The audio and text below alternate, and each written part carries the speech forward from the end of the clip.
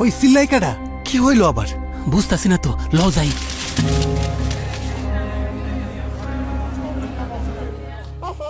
বাবা, ও বাবা, কি হয়েছে তোর? ঠিক হয়ে যাইব, সব ঠিক হয়ে যাইব। কষ্ট হইতেছে আম্মা, আমার পোলানের কি হইল? ধৈর্য ধরো মা, আনোয়ার স্বাস্থ্যকর্মীরে নিয়ে এক্ষুনি আইসা পড়ব। আসেন, ভেতরে আসেন। কই দেখি। এই যে দেখেন। আপা, আমার দীপু তো সুস্থ হইতেছে না, কত ওষুধই তো দিলাম। হ্যাঁ তাই তো, এমন তো হবার কথা না। আনোয়ার ভাই, ওকে এখনই শহরে নিয়ে যেতে হবে।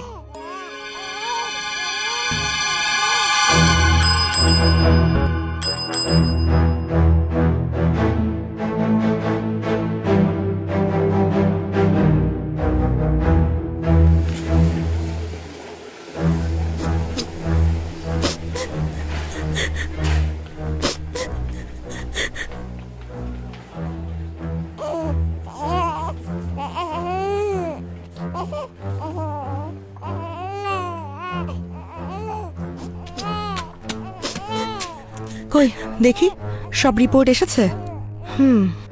আমাদের আশঙ্কাই সত্যি হলো। ম্যাডাম, আমার ছেলে বাঁচবো তো? দীপু অ্যান্টিমাইক্রোবিয়াল রেজিস্ট্যান্ট ব্যাকটেরিয়ায় আক্রান্ত হয়েছে, যে কারণে ওর শরীরে কোনো অ্যান্টিবায়োটিক কাজ করছে না। ম্যাডাম, এটা কোন অসুখ? হ্যাঁ, এটা কোনো অসুখ নয়, তবে অসুখের অন্যতম কারণ। মানে? সাধারণত ব্যাকটেরিয়াজনিত অসুখ সারানোর জন্য আমরা অ্যান্টিবায়োটিক ব্যবহার করে থাকি। কিছু নির্দিষ্ট কারণে সেসব ওষুধের বিরুদ্ধেই কখনো কখনো ব্যাকটেরিয়া প্রতিরোধী ক্ষমতা তৈরি করে ফেলে।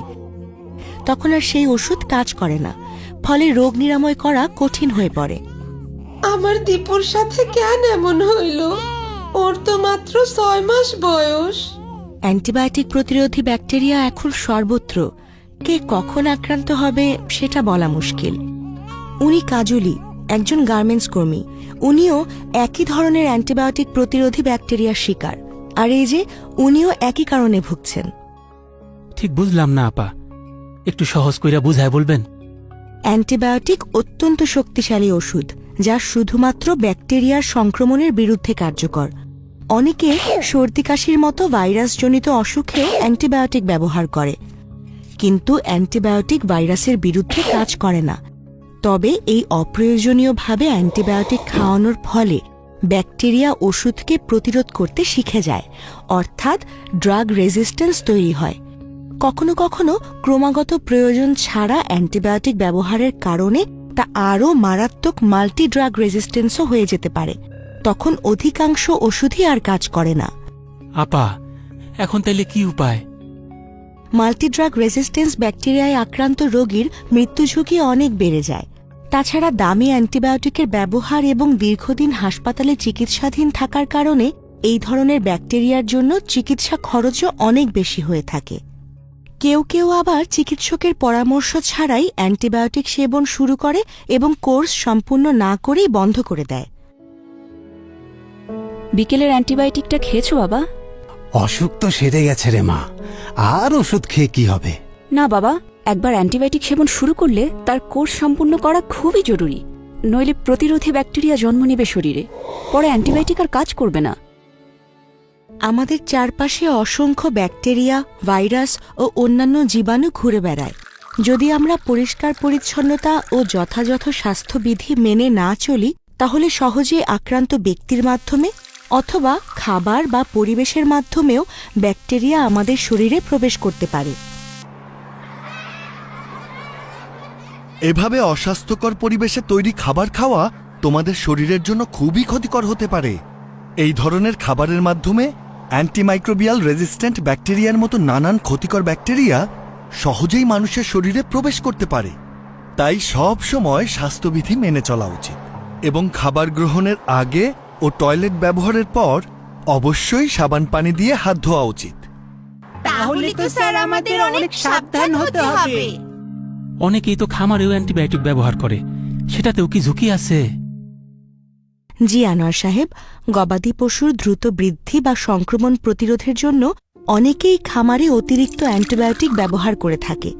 ফলে পশুর শরীরে প্রতিরোধী ব্যাকটেরিয়া তৈরি হয়। এই ব্যাকটেরিয়া এবং অ্যান্টিবায়োটিক মাটি, পানি ও খাদ্য শৃঙ্খলে ছড়িয়ে পড়ে, যা মানুষের শরীরে প্রবেশ করলে অ্যান্টিবায়োটিক আর কাজ করে না। হ্যাঁ, ডাক্তার আপা ঠিকই বলেছেন।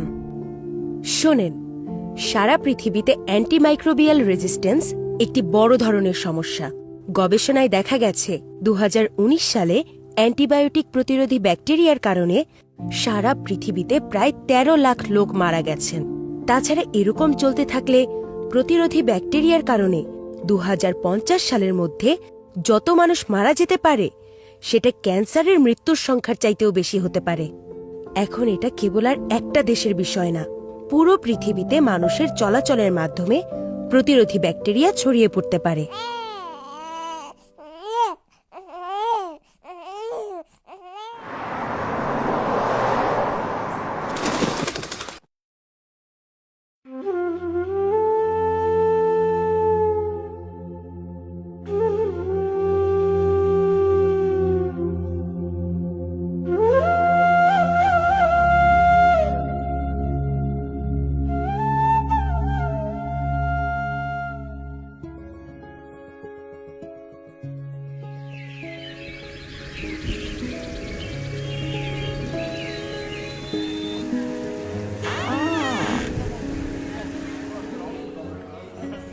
না, এভাবে আর চলতে দেয়া যায় না। আমার দীপুর মতো অবস্থা যেন আর কারো না হয়, এই বিষয়ে গ্রামের সবাইরে সচেতন করতে হইব। অ্যান্টিবায়োটিক শুধুমাত্র চিকিৎসকের পরামর্শে গ্রহণ করবেন।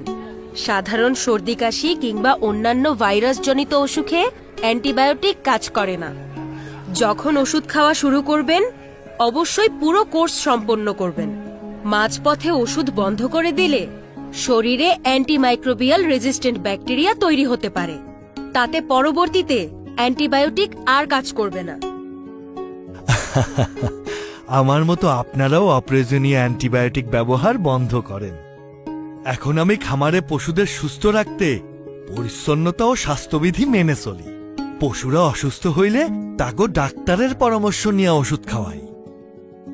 আমরা আমাদের স্বাস্থ্য কেন্দ্রে অতিরিক্ত দর্শনার্থীদের আসতে নিরুৎসাহিত করি, কারণ আক্রান্ত রোগীদের থেকে অ্যান্টিবায়োটিক প্রতিরোধী ব্যাকটেরিয়া সুস্থ মানুষের মাঝে ছড়িয়ে পড়ার সম্ভাবনা থাকে।